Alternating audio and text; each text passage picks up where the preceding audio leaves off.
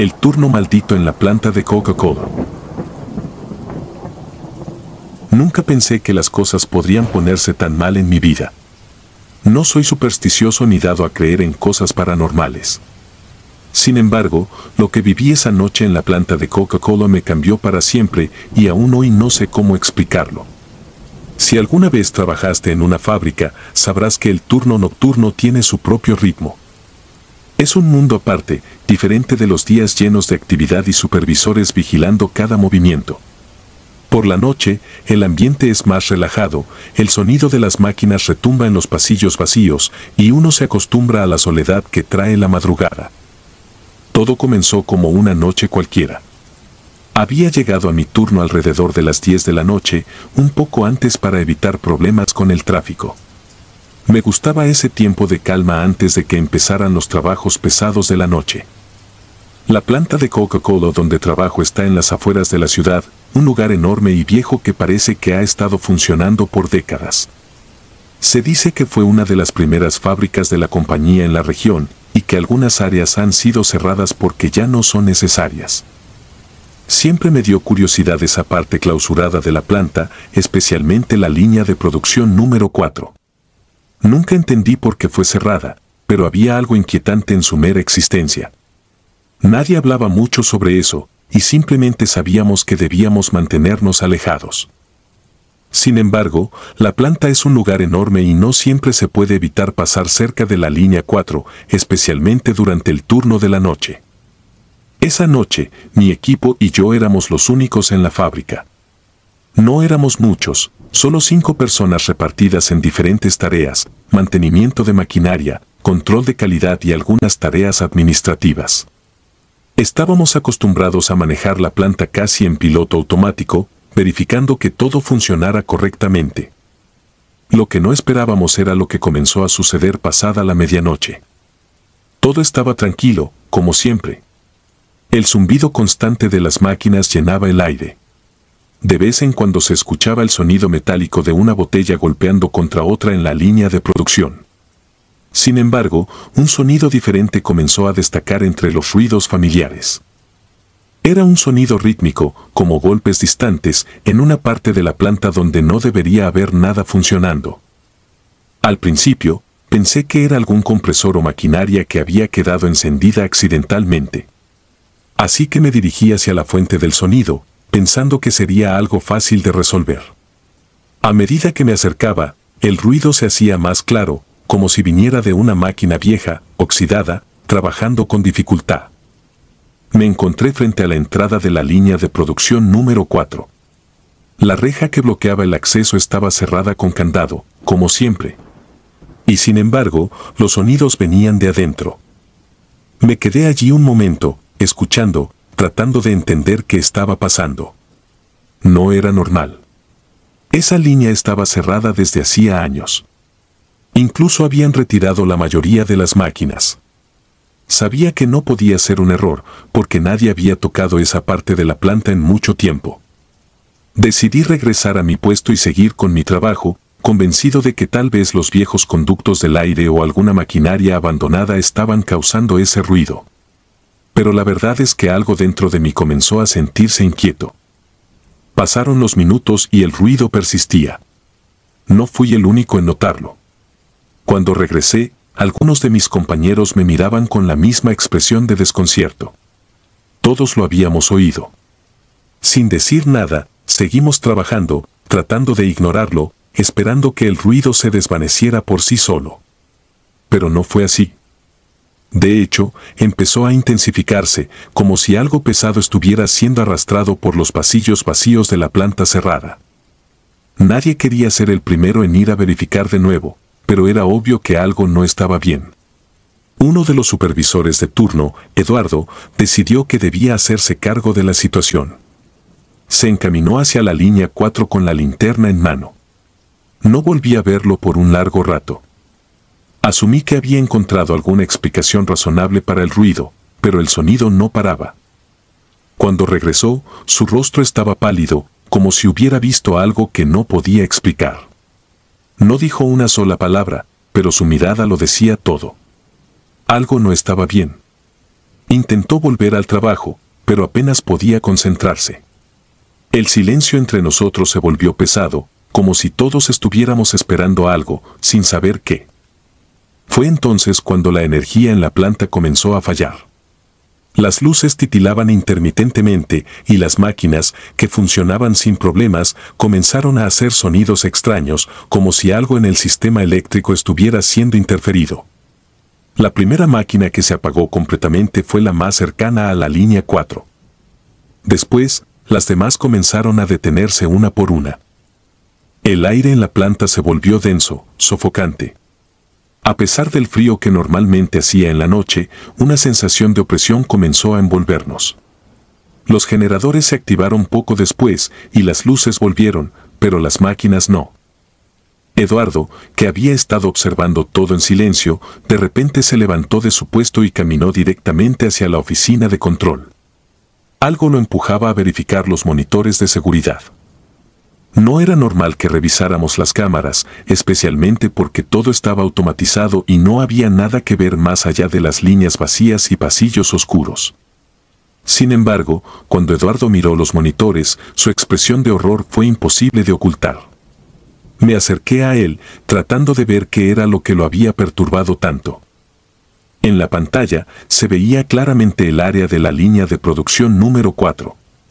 Lo que me heló la sangre fue que una de las cámaras mostraba una sombra moviéndose lentamente entre las máquinas, como si alguien estuviera trabajando allí. Pero eso era imposible. Esa área estaba cerrada y bloqueada. No había nadie autorizado para estar allí. El ruido volvió, más fuerte esta vez, y las imágenes en las pantallas comenzaron a distorsionarse. Lo más aterrador fue ver cómo esa sombra se detenía justo frente a la cámara, pero no había un rostro, ni una figura reconocible, solo una masa oscura que parecía observarnos desde el otro lado del monitor. Dejamos la sala de control y nos reunimos con el resto del equipo. Nadie sabía qué hacer. Sabíamos que no era posible que hubiera alguien en la línea 4, pero lo que estábamos viendo no tenía explicación. Decidimos revisar una última vez, a pesar del miedo que empezaba a crecer dentro de nosotros. Cuando llegamos a la reja, el candado seguía intacto, pero el sonido era ahora ensordecedor. Parecía venir de todas partes a la vez, como si el metal de las máquinas estuviera retorciéndose desde adentro. Nadie se atrevió a abrir la reja, pero lo que vi desde el otro lado me hizo retroceder. Entre las viejas máquinas de la línea cerrada, se podían distinguir botellas de Coca-Cola vacías, rotas y esparcidas por el suelo. Pero no eran botellas antiguas, parecían nuevas, como si alguien hubiera estado trabajando allí recientemente. El aire estaba cargado de una sensación que no puedo describir, como si estuviéramos invadiendo un lugar al que ya no pertenecíamos. De repente, el ruido cesó. Las luces volvieron a apagarse por un instante y en la oscuridad vi algo moverse rápidamente entre las sombras. Fue solo un instante, pero bastó para saber que no estábamos solos. Nadie dijo una palabra. Todos nos alejamos lentamente, sin mirar atrás. Regresamos a la sala de control y Eduardo llamó al supervisor general para reportar lo que había sucedido. No sabíamos cómo explicarlo sin sonar como un grupo de locos. A la mañana siguiente, la fábrica volvió a su funcionamiento normal y la línea 4 permaneció cerrada como siempre. Pero algo había cambiado para nosotros. A partir de esa noche, ninguno de los que estábamos allí volvió a ser el mismo. El ruido no volvió a escucharse, al menos no mientras yo estuve trabajando en esa planta. Renuncié poco tiempo después. A veces pienso que fue lo mejor que pude haber hecho. Pero lo que vi esa noche en la planta de Coca-Cola sigue atormentándome. Porque lo que sea que habita en esa parte cerrada de la fábrica, aún está allí, esperando. Y lo peor es que nadie más parece notarlo. La fórmula secreta. Las luces de neón del laboratorio brillaban como de costumbre, mientras los ventiladores industriales mantenían el aire frío y estéril. Para Mario Salinas, jefe de investigación en la planta de desarrollo de Coca-Cola, aquello era como su segundo hogar. Pasaba más tiempo entre los tubos de ensayo, los reactores químicos y las fórmulas matemáticas que en su propio apartamento. Su equipo, pequeño pero eficiente, trabajaba incansablemente en una nueva fórmula experimental que prometía revolucionar la industria de las bebidas. El proyecto, conocido solo como Fórmula X3, estaba rodeado de secreto. La compañía estaba invirtiendo millones en este desarrollo, con la esperanza de lanzar algo completamente innovador y generar un impacto mundial. No era solo una bebida nueva, era un concepto que cambiaría la forma en que los consumidores percibían el refresco. A Mario le encantaba la presión, el riesgo, la sensación de estar a punto de lograr algo inmenso. Sin embargo, en las últimas semanas, algo había empezado a perturbar la paz meticulosa de su laboratorio. Todo comenzó con correos electrónicos anónimos. Al principio, pensó que se trataba de algún bromista, quizás un ex colega resentido o alguien celoso de su éxito. Detén lo que estás haciendo. No tienes idea de lo que estás liberando. Ese era el tono de los mensajes. Llegaban sin remitente y aunque al principio los ignoró, pronto comenzaron a aparecer cada vez con más frecuencia. El tono de los mensajes cambió de advertencias vagas a insinuaciones cada vez más siniestras. La fórmula no es tuya para usar. Ya pertenecía a otros antes de ti. Mario, con su confianza típica, continuó con su trabajo, creyendo que todo se trataba de una campaña de intimidación sin fundamento. Estaba convencido de que nada ni nadie podría detener el proyecto. Sin embargo, conforme avanzaba en los experimentos, las cosas comenzaron a ponerse raras.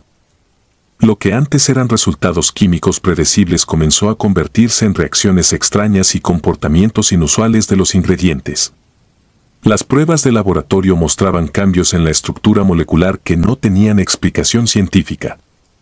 Un día, mientras evaluaba la última mezcla de ingredientes en el microscopio, Mario notó algo que lo dejó perplejo.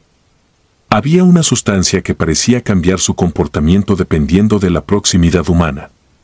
Cuando acercaba su mano al frasco, la sustancia parecía agitarse, casi como si respondiera a su presencia. Esto no tenía sentido, era como si los ingredientes estuvieran vivos, o al menos, conscientes de su entorno. A pesar de estos extraños sucesos, Mario siguió adelante. La presión de la empresa para obtener resultados lo impulsaba a no detenerse, aunque en el fondo de su mente, una pequeña pero persistente duda comenzaba a crecer. Empezó a revisar los correos una y otra vez, buscando alguna pista sobre quién podría estar detrás de ellos, pero no había nada. Solo una constante advertencia: te advertimos. No debes seguir. Días después, un nuevo lote de la Fórmula X3 fue enviado a un grupo selecto de empleados para su prueba de sabor. Las primeras impresiones fueron entusiastas. Era refrescante, innovadora y con un sabor único que ninguno de los catadores había experimentado antes. Todo parecía estar yendo según lo planeado, hasta que llegaron las primeras llamadas de emergencia. Uno de los empleados que había probado la bebida fue llevado al hospital esa misma tarde, quejándose de una extraña sensación en su cuerpo. Los médicos no pudieron identificar exactamente qué le ocurría, solo que sus órganos parecían estar entrando en un estado de colapso progresivo. La piel del hombre se había puesto pálida, casi translúcida, como si estuviera perdiendo algo esencial en su ser. En cuestión de horas, murió sin una explicación clara. El miedo se extendió rápidamente entre el equipo de pruebas y Mario fue informado de inmediato. Sin embargo, en lugar de detener el proyecto, decidió ocultar el incidente, convencido de que había sido un caso aislado. No podía arriesgarse a que el proyecto se cancelara justo en la fase final. Pero los incidentes no se detuvieron ahí. Otro empleado que había consumido la bebida comenzó a experimentar episodios extraños, veía sombras moviéndose a su alrededor, sentía que algo lo observaba constantemente. Su comportamiento cambió drásticamente y una semana después fue encontrado vagando por las calles, incapaz de recordar quién era o cómo había llegado allí. Su mirada estaba vacía, perdida, como si algo dentro de él hubiera sido arrancado. Mario empezó a sentir el peso de las advertencias que había ignorado. A medida que revisaba los ingredientes de la fórmula, encontró algo aún más perturbador. En uno de los compuestos más exóticos que había utilizado, un químico que solo se conseguía en regiones remotas del mundo, aparecían trazas de una sustancia que no debería estar ahí. Era algo antiguo, algo que no estaba en ninguna base de datos científica. Mientras investigaba más a fondo, descubrió algo que lo dejó completamente paralizado. El químico que estaba usando provenía de un antiguo mercado clandestino en Asia, donde se rumoreaba que ciertos ingredientes estaban vinculados a antiguos rituales de invocación. Mario descartó la conexión como una superstición local, pero los hechos no podían ser ignorados. Lo que había en esa fórmula no era natural. Con cada día que pasaba, los correos electrónicos se volvían más intensos, casi desesperados. No puedes detenerlo ahora. Lo has liberado. Mario intentó rastrear los mensajes, pero todos los intentos fallaron. Parecía como si quien enviara las advertencias estuviera un paso por delante de él, como si supieran exactamente lo que estaba haciendo, minuto a minuto. El laboratorio empezó a sentirse diferente. Los sonidos habituales del lugar, el ruido de las máquinas, el zumbido constante del equipo de refrigeración, comenzaron a distorsionarse. Había una sensación de pesadez en el aire. Algunos días, las luces parpadeaban sin motivo, y varios empleados reportaron haber sentido una presencia extraña cerca de ellos, pero nunca veían nada. Las pruebas en animales no tardaron en mostrar los mismos resultados inquietantes. Los ratones que consumían la fórmula presentaban comportamientos erráticos. Algunos simplemente se quedaban inmóviles durante horas, como si estuvieran viendo algo que los demás no podían ver. Otros comenzaban a agitarse violentamente, golpeando sus jaulas hasta que se hacían daño. Lo peor ocurrió un mes después. Mario estaba solo en el laboratorio, trabajando tarde como siempre, cuando de repente todas las pantallas de los monitores se apagaron. Luego, una sola pantalla volvió a encenderse. Era el sistema de seguridad mostrando las cámaras del laboratorio. Lo que vio lo dejó sin palabras. En la cámara del pasillo principal, una figura oscura se movía lentamente. No era un empleado. No podía serlo. Era algo más. Algo que parecía moverse con intención, como si supiera exactamente dónde iba. Las cámaras capturaron esa figura pasando por cada uno de los laboratorios hasta llegar a la puerta del despacho de Mario. No podía creer lo que estaba viendo. La figura se detuvo justo fuera de la puerta, pero cuando Mario corrió para abrirla y enfrentarse a lo que fuera que estaba allí, no había nadie. Solo el aire frío y un silencio abrumador.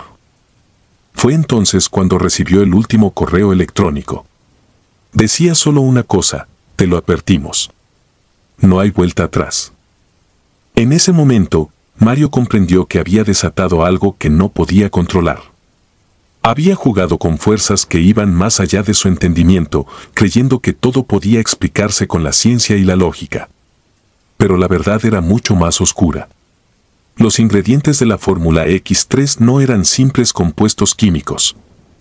Había algo antiguo, algo prohibido, que estaba vinculado a ellos. Y ahora, lo que fuera que había liberado estaba entre ellos. Las muertes continuaron y las pruebas fueron destruidas.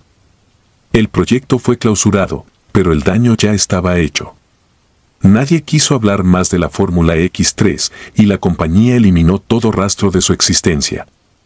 Sin embargo, Mario sabía que lo que había desatado no podía ser contenido tan fácilmente. El laboratorio fue cerrado definitivamente, pero algunas noches, los empleados que pasaban por la planta vacía afirmaban que aún podían ver sombras moviéndose entre las máquinas, y algunos decían que, en el aire, aún se podía percibir un extraño olor, como si algo antiguo y oscuro se hubiera quedado atrapado allí, esperando su momento para volver a despertar. El almacén maldito. Siempre pensé que trabajar en el almacén de distribución de Coca-Cola sería una manera sencilla de ganarme la vida. Nada complicado, solo cargar cajas, organizar palets y asegurarme de que las botellas estuvieran listas para ser enviadas a los supermercados. No era un trabajo para hacerse rico, pero pagaba las cuentas, y en una zona rural como la nuestra, eso ya era más de lo que muchos podían pedir. El almacén estaba a las afueras del pueblo, alejado de las pocas casas que se alineaban en la carretera principal. Rodeado de campos vacíos y un bosque denso, el lugar siempre tuvo un aire sombrío, pero no era algo que realmente me preocupara. Estaba acostumbrado al silencio, a la oscuridad de las madrugadas en los turnos nocturnos, a la soledad que se sentía cuando todos se iban y solo quedábamos unos cuantos empleados para vigilar las cargas y asegurar que todo estuviera en orden. Fue después de algunos meses de trabajar allí cuando las cosas empezaron a ponerse raras. Al principio, eran cosas pequeñas, fáciles de ignorar. Una botella de Coca-Cola que se caía de una caja sin que nadie la hubiera tocado. Un ruido extraño en el techo, como si algo o alguien caminara por las vigas metálicas, pero siempre pensaba que eran las estructuras viejas del almacén o tal vez un ratón. Un día, me asignaron a trabajar en el turno de noche con otros 2 compañeros. El almacén era enorme, una estructura rectangular llena de estanterías hasta el techo, con luces fluorescentes que iluminaban el lugar de manera intermitente. Por lo general, no había mucho movimiento durante la noche, solo vigilar las entregas que llegaban temprano y organizar el inventario. Pero esa noche, todo cambió. Estábamos organizando una nueva remesa que había llegado del fabricante. Las botellas estaban perfectamente alineadas en cajas de plástico, como siempre. Sin embargo, una sensación extraña comenzó a invadirme. No era la primera vez que me quedaba solo en un rincón del almacén, pero esa vez algo me incomodaba, algo que no sabía cómo describir.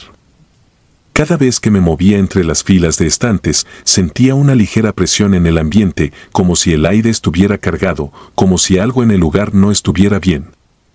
De repente, escuché el sonido claro de una botella estallando.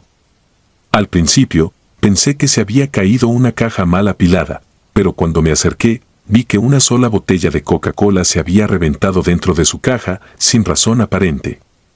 El líquido oscuro se escurría por el plástico, dejando un charco pegajoso en el suelo.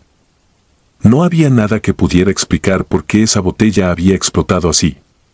Lo limpié sin darle mucha importancia, pensando que quizá había sido un defecto en el vidrio. Sin embargo, esa misma noche, volvió a ocurrir. Otra botella, en una estantería diferente, estalló de la misma manera. Luego otra, y otra más. Era como si algo estuviera rompiéndolas desde adentro. El sonido del vidrio haciéndose pedazos resonaba en el almacén vacío, y por primera vez, una sensación de incomodidad real comenzó a apoderarse de mí. Intenté distraerme, concentrándome en el trabajo, pero las cosas continuaron empeorando. A medida que caminaba entre las estanterías, sentía como si algo estuviera moviéndose a mi alrededor. En un momento dado, vi una sombra pasar rápidamente por el rabillo del ojo. Giré la cabeza, pero no había nadie. Intenté convencerme de que solo estaba cansado, que tal vez mi mente me estaba jugando una mala pasada. Pero entonces, sucedió de nuevo. Y luego otra vez. Las sombras parecían deslizarse entre las cajas, siempre en los márgenes de mi visión. No eran los típicos juegos de luces que uno esperaría en un lugar mal iluminado. Estas sombras parecían tener una presencia, una intención. Traté de ignorarlo, pero era imposible. Cada vez que me concentraba en una tarea, sentía que algo me observaba, que no estaba solo en el almacén. Poco después, los estallidos de las botellas se hicieron más frecuentes. El vidrio roto cubría partes del suelo, y por más que limpiaba, siempre había más. Mi jefe, al revisar las cámaras de seguridad, no encontraba nada inusual. Solo a mí moviéndome por el almacén, recogiendo los trozos de vidrio, intentando seguir con mi trabajo.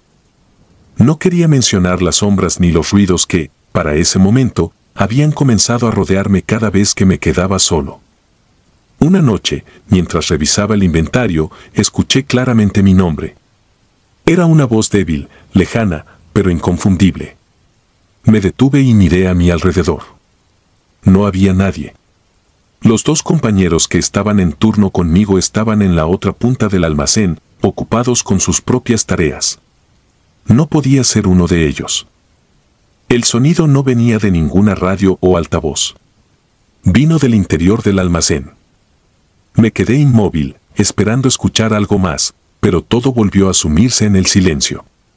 Intenté ignorarlo, seguir adelante, pero la sensación de que algo no estaba bien se hizo imposible de soportar. Sentía que el lugar estaba cambiando, como si hubiera una presencia que iba tomando el control poco a poco. Las luces empezaron a parpadear con más frecuencia, los ruidos se hicieron más constantes. Cada rincón del almacén parecía esconder algo que no podía ver claramente, pero que sabía que estaba allí, observando. Esa misma noche, mis compañeros comenzaron a notar lo que yo ya llevaba semanas sintiendo. Uno de ellos, Alfredo, fue el primero en verlo. Mientras caminaba hacia el baño, vio una figura oscura cruzando uno de los pasillos del almacén. Volvió pálido, con la respiración agitada. No dijo nada, pero su rostro lo decía todo. Algo estaba mal. Alfredo no volvió al turno nocturno después de esa noche. Llamó para decir que estaba enfermo, pero todos sabíamos que había algo más. Los rumores comenzaron a circular entre los pocos empleados que quedábamos. Algunos decían que el almacén estaba construido sobre tierras antiguas, que algo había sido perturbado cuando construyeron la planta. Otros hablaban de un antiguo accidente que había ocurrido años atrás, antes de que la compañía se asentara en la zona. Yo no quería creer en esas historias, pero cada día que pasaba en el almacén me costaba más ignorar lo que estaba ocurriendo. Las sombras, los estallidos, los sonidos inexplicables, todo se volvía más frecuente, más intenso. Las cámaras de seguridad no registraban nada fuera de lo normal, pero todos los que trabajábamos allí sabíamos que había algo que no podíamos explicar. Una noche, justo antes de que mi turno terminara, ocurrió lo peor. Mientras hacía mi última ronda por el almacén, todas las luces se apagaron de golpe. El lugar quedó en una oscuridad total, interrumpida solo por el leve resplandor de las luces de emergencia. El silencio era aplastante.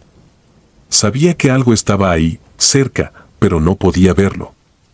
Caminé lentamente hacia la salida, intentando mantener la calma, pero sentía una presencia, algo que se movía a mi alrededor, invisible en la oscuridad. Cuando llegué a la puerta del almacén, las luces parpadearon por un segundo y, en ese breve destello, vi algo que nunca olvidaré. En medio del pasillo, entre las cajas de botellas apiladas, había una figura. Era alta, deforme, hecha de sombras. No tenía rostro, pero parecía observarme desde la distancia. El aire a su alrededor era pesado, como si el espacio mismo se distorsionara a su paso. Cuando las luces volvieron a apagarse, me quedé inmóvil, sabiendo que no debía moverme, que cualquier movimiento podría llamar su atención. Finalmente, las luces regresaron. La figura había desaparecido, pero el lugar no se sentía igual. Era como si el almacén estuviera ahora habitado por algo que no pertenecía a este mundo, algo que habíamos despertado sin saberlo. Al día siguiente, renuncié a mi trabajo. Nunca volví a poner un pie en ese lugar.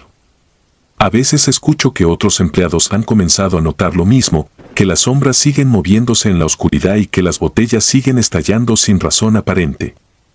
Pero nadie puede explicarlo y la compañía simplemente lo ignora, prefiriendo no hacer preguntas incómodas. El almacén sigue en funcionamiento, pero sé que no está vacío. Algo se mueve entre esas estanterías, algo que no debería estar ahí, y no me sorprendería que, con el tiempo, más personas comiencen a ver lo que yo vi aquella noche. La máquina nunca se detiene. Nadie en la planta de reciclaje de botellas de Coca-Cola en las afueras de San Pedro hablaba mucho sobre lo que había sucedido allí hace décadas. Los empleados más jóvenes ni siquiera conocían la historia, y los más veteranos preferían olvidarla. Sin embargo, cada año, cuando el otoño comenzaba a transformar el paisaje, algo en la planta cambiaba, como si el lugar recordara un pasado que nadie quería mencionar. A simple vista, la planta de reciclaje no era diferente de cualquier otra instalación industrial. Un vasto edificio gris, lleno de máquinas enormes que trituraban, lavaban y moldeaban el plástico de las botellas, devolviéndolas a un estado utilizable.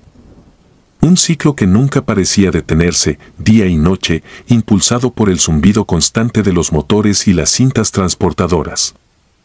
Carlos Ortiz, jefe de mantenimiento, llevaba más de 20 años trabajando en la planta. Conocía cada rincón, cada máquina, cada tornillo. Había visto el lugar pasar de ser una operación modesta a convertirse en una de las plantas más grandes de la región. Pero también sabía, aunque lo mantuviera en silencio, que había algo extraño en las entrañas de aquel lugar, algo que parecía despertar todos los años, justo en la misma época. El primer síntoma de que algo no iba bien apareció una mañana a finales de septiembre. Una de las máquinas de trituración, la más vieja y robusta de todas, dejó de funcionar de repente. No hubo advertencias ni señales de sobrecalentamiento, solo se detuvo por completo. Los operarios trataron de reiniciarla, pero no hubo suerte. Cuando Carlos y su equipo llegaron a revisar, encontraron que el panel de control no respondía. Después de varias horas de pruebas, no lograron identificar la causa de la falla. Lo extraño fue que, al día siguiente, la máquina volvió a arrancar sola, como si nunca hubiera tenido problemas. Carlos intentó no darle demasiada importancia, pero algo en su interior le dijo que debía prestar atención. Al revisar los registros, descubrió que incidentes similares habían ocurrido en años anteriores, siempre a finales de septiembre. Las máquinas más viejas, aquellas que habían estado en funcionamiento desde los inicios de la planta, comenzaban a fallar sin razón aparente, solo para volver a funcionar como si nada hubiera pasado. Los rumores empezaron a circular entre los trabajadores. Algunos decían que era la antigüedad de las máquinas, otros bromeaban con la idea de que la planta estaba maldita.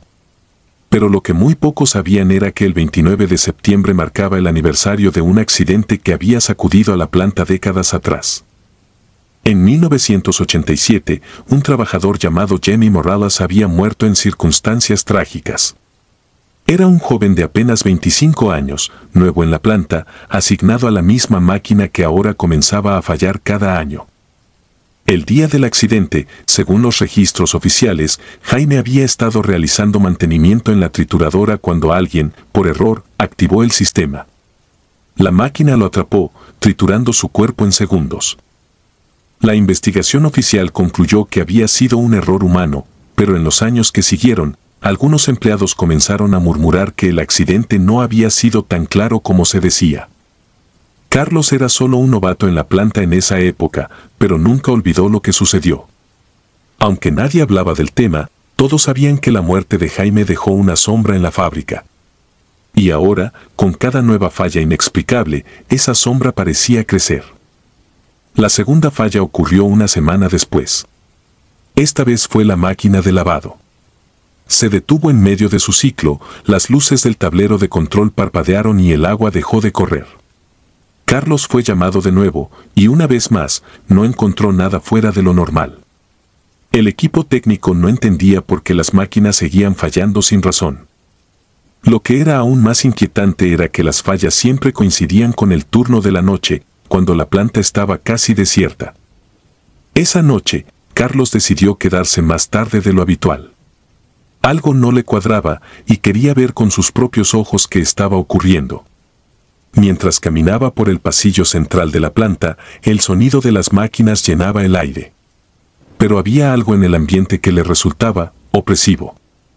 Las luces fluorescentes titilaban ligeramente y el constante traqueteo de las máquinas parecía más apagado, como si el lugar entero estuviera a la espera de algo. Cuando llegó a la sala de control, Carlos revisó los monitores de seguridad. Nada parecía fuera de lugar, pero no podía quitarse la sensación de que algo andaba mal. Era como si las máquinas estuvieran funcionando bajo una energía diferente, una que no provenía de los motores ni de la electricidad que alimentaba la planta. De repente, las luces de la sala parpadearon y, por un instante, todo quedó en silencio. Las máquinas se detuvieron al unísono, como si una mano invisible hubiera desconectado la energía de golpe. Carlos se levantó rápidamente de su asiento, con el corazón acelerado, y salió al pasillo para ver qué estaba ocurriendo. A medida que avanzaba entre las cintas transportadoras detenidas, el ambiente en la planta cambió. El aire se volvió denso, pesado, y una corriente de viento frío atravesó el lugar. Carlos sintió que algo no estaba bien, pero no podía definir qué.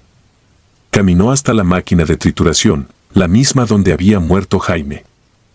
Era la máquina más grande y antigua de la planta y parecía una bestia dormida en medio de la oscuridad.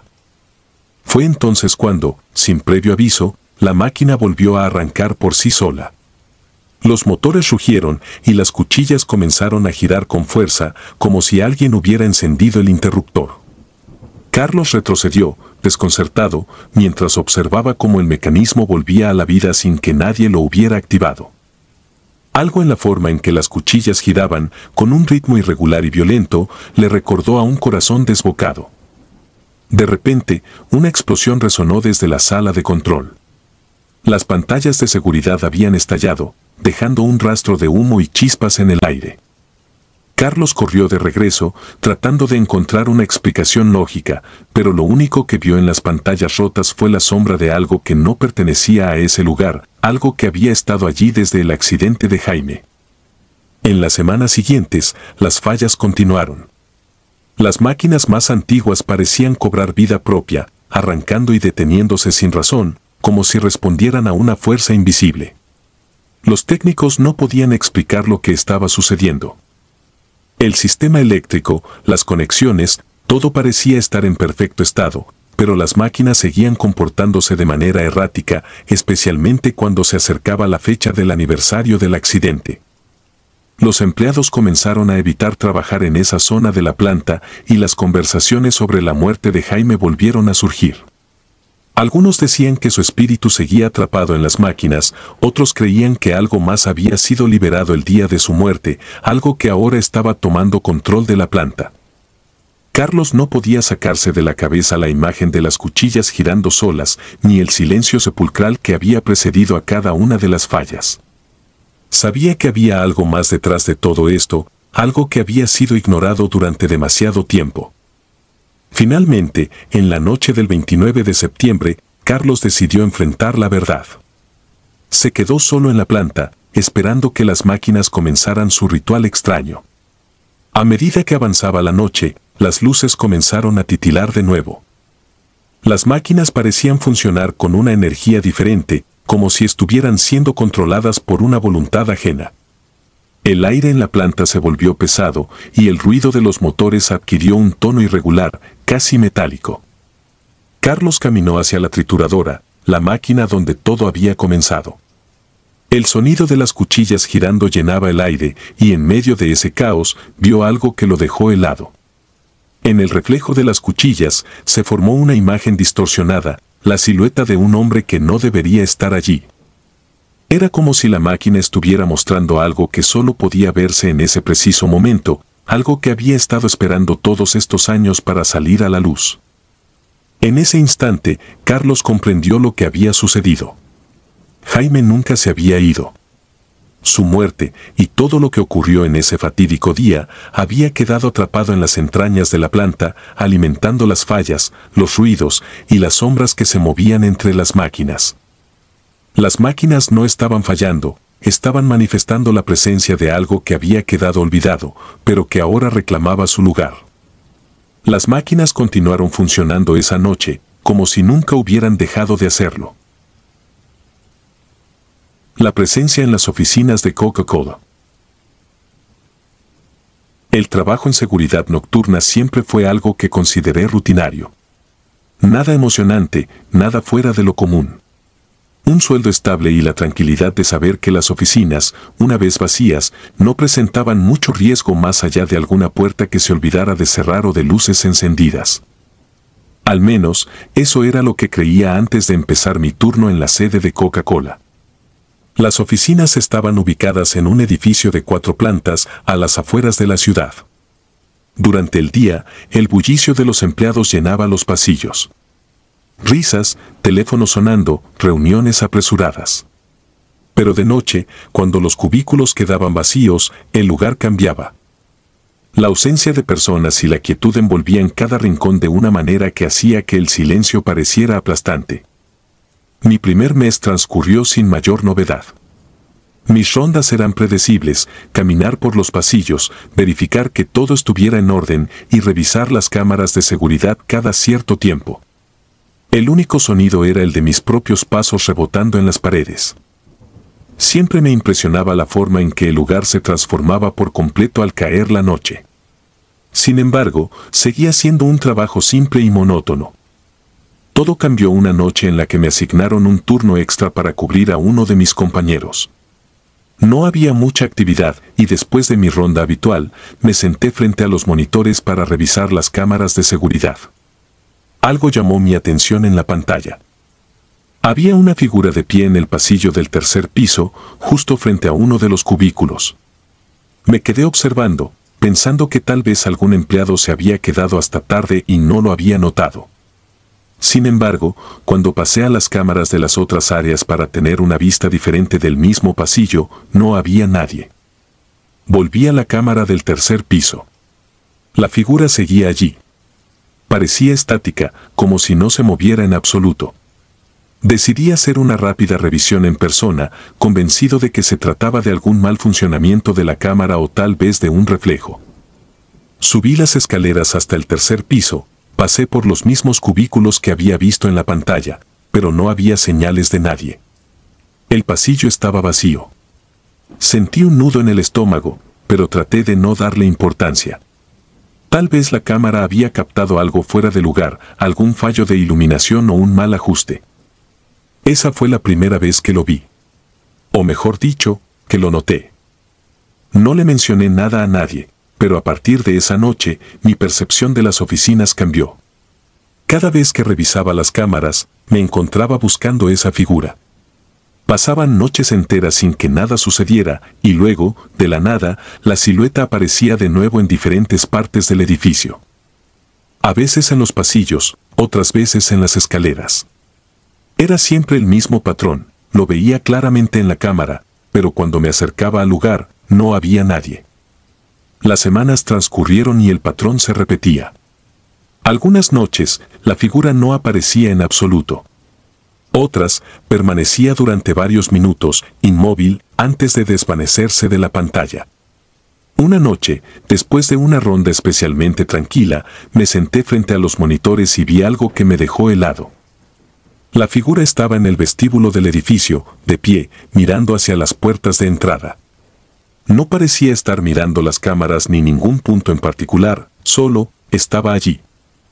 La sensación de inquietud se intensificó cuando revisé las grabaciones de la noche anterior y descubrí que la figura había estado presente en varios momentos, siempre en lugares diferentes, siempre observando, siempre sin moverse. Decidí investigar un poco más sobre el edificio. Al hablar con uno de los empleados que trabajaba allí desde hacía más de 15 años, me comentó algo que me dejó pensando.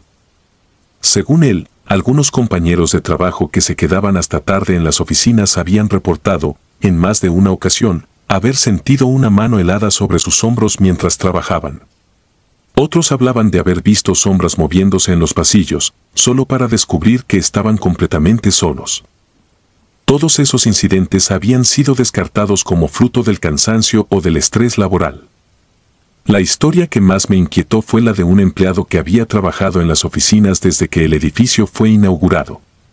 Había sido uno de los primeros jefes de área y, según decían, pasaba más tiempo en su despacho que en su propia casa. Una noche, después de una jornada particularmente larga, lo encontraron inconsciente en su escritorio.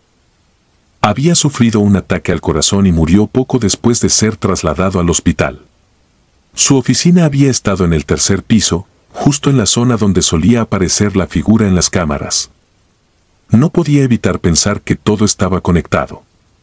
Las cámaras no mentían. Había algo, o alguien, que seguía deambulando por los pasillos, visible solo a través de los monitores. Mi mente trataba de racionalizar lo que veía, pero cada vez que revisaba las grabaciones, la evidencia era clara. Nadie más en el equipo de seguridad parecía haber notado nada extraño, o tal vez simplemente no querían reconocerlo. El miedo a lo que no se podía explicar era un enemigo mucho más difícil de enfrentar que cualquier ladrón o intruso. Una noche, en uno de mis turnos más largos, decidí llevar la investigación un paso más allá. Programé las cámaras para grabar de manera continua y empecé a comparar las grabaciones con los horarios en los que la figura aparecía. Lo que descubrí me desconcertó. Cada vez que la figura se manifestaba, las temperaturas en el edificio descendían ligeramente. No era algo que se pudiera notar a simple vista, pero las lecturas del sistema de control del clima mostraban fluctuaciones mínimas, pero constantes, cada vez que la figura estaba presente. Las luces en las oficinas también parecían reaccionar de manera extraña durante esos momentos. Parpadeaban de manera sutil, casi imperceptible, como si algo o alguien afectara el sistema eléctrico. No era suficiente como para que los empleados lo notaran durante el día, pero en la quietud de la noche era difícil ignorarlo. Finalmente, llegó una noche en la que el patrón cambió. Mientras revisaba las cámaras, la figura apareció, pero esta vez no en un pasillo o en el vestíbulo. Estaba en la sala de seguridad, justo detrás de la silla donde yo estaba sentado. El monitor mostraba con claridad la silueta oscura, a solo unos metros de mí. Sentí el peso del aire volverse denso a mi alrededor, pero cuando giré la cabeza, no había nada.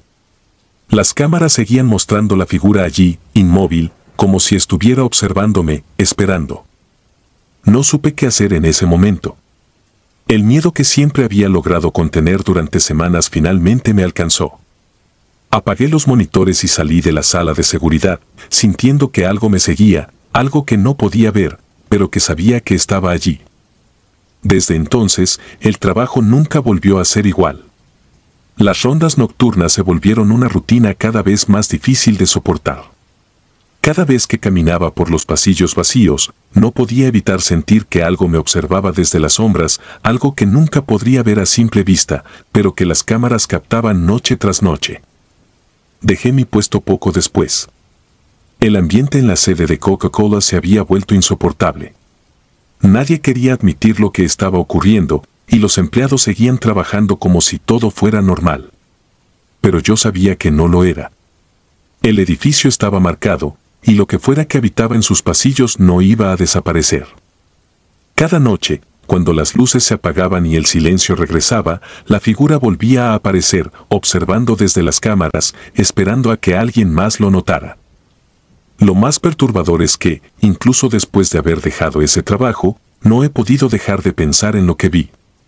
Las imágenes siguen grabadas en mi mente, y a veces, cuando camino solo por la noche, no puedo evitar mirar por encima del hombro, esperando ver esa misma figura de pie, inmóvil, observando desde algún rincón oscuro. El anuncio que nunca salió al aire. Trabajar en marketing para Coca-Cola es, para muchos, el sueño de su vida. La marca, el alcance, la historia detrás de cada campaña publicitaria, todo parecía estar diseñado para dejar una huella en el mundo. Yo llevaba ya varios años en el departamento y aunque las cosas habían cambiado mucho desde que comencé, siempre había algo fascinante en escarbar en los archivos antiguos de la empresa. Era como hurgar en un museo oculto lleno de historias por contar. Pero nunca imaginé que encontraríamos lo que descubrimos en aquella vieja cinta de video. Todo empezó como un proyecto rutinario. Mi equipo y yo habíamos sido asignados para revisar el material de campañas antiguas con el objetivo de reimaginar algunos anuncios clásicos para una nueva campaña retro. El objetivo era simple, conectar la nostalgia de las generaciones mayores con el entusiasmo de las nuevas. Estaba emocionado, nos habían dado acceso total al archivo multimedia, una sala que no se había tocado en años.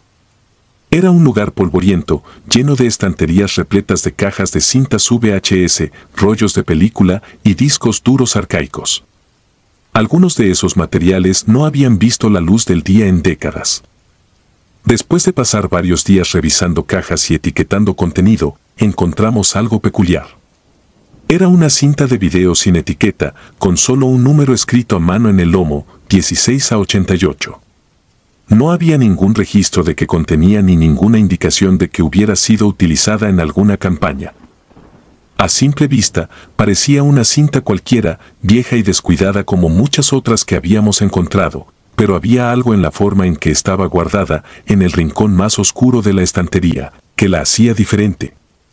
Decidimos reproducirla. Después de todo, estábamos en una misión de exploración de archivo y revisar cualquier material inédito era parte de nuestro trabajo.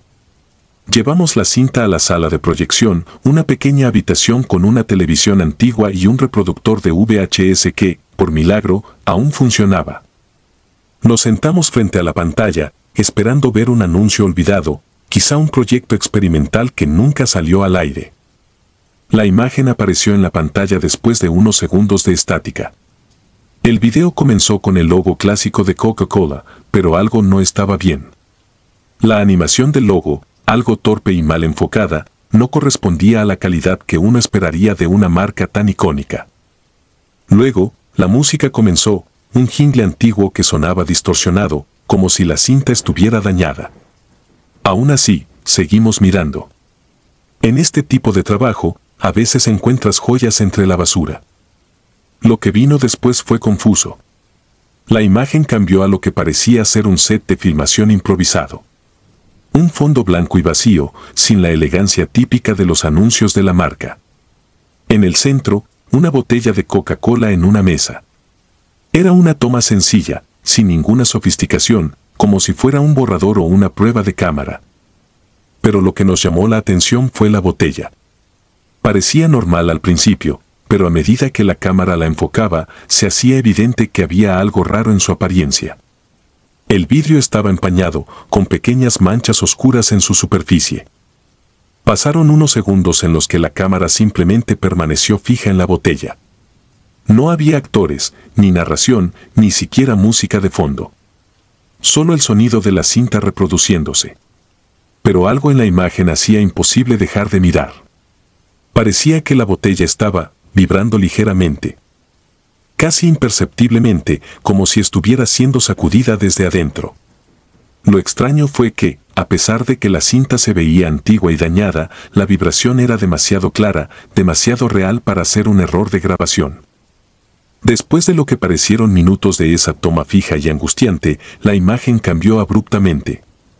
La cámara se desplazó para mostrar una habitación diferente. Un salón oscuro y vacío, con una silla en el centro. La iluminación era tenue y la calidad del video empeoró considerablemente, volviéndose casi imposible discernir los detalles. Todo lo que se veía era la silueta de la silla. Lo que más me inquietó fue que no tenía sentido alguno.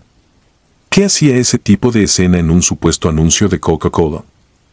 Decidimos avanzar un poco el video, pero al intentar adelantar la cinta, el reproductor se negó a responder. La imagen en la pantalla se quedó congelada en esa inquietante toma de la silla, y por un momento temí que el reproductor se hubiera estropeado.